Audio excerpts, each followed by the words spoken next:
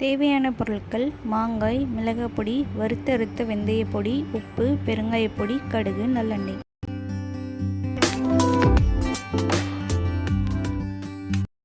நம்ம இன்னைக்கு பார்க்க போகிறது எல்லாருக்கும் ஃபேவரட்டான 5 நிமிஷத்தில் வீடே மணக்கக்கூடிய மாங்காய் ஊறுகாய் தான். மாங்காய் எப்படி செய்கிறதுன்னு பார்க்கலாம். ஒரு பாத்திரத்தில் மாங்காவை இது மாதிரி சின்ன சின்னதாக கட் பண்ணி வச்சுக்கோங்க.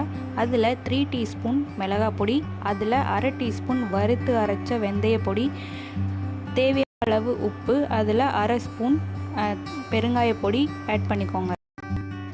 இதெல்லாம் ஆட் பண்ணதும் நல்லா கிண்டி 10 நிமிஷம் நல்லா ஊற வச்சுருங்க. மசாலாலாம் நல்லா செட் ஆகிடும். ஒரு கடாயில் 4 ஸ்பூன் நல்லெண்ணெய் ஆட் பண்ணிக்கோங்க. எண்ணெய் நல்லா சூடானதும் 2 ஸ்பூன் கடுகு ஆட் பண்ணிக்கோங்க. கடுகு நல்லா பொரிஞ்சதும் கருவேப்பிலை ஆட் பண்ணிக்கலாம். கருவேப்பிலை நல்லா வதங்கினதும் நம்ம ஆல்ரெடி சேர்த்து வச்சுருக்கோம்ல, அதில் இந்த நல்லெண்ணெயை ஊற்றிடுங்க. ஊற்றி நல்லா கிண்டிகிட்டே இருக்கணும்.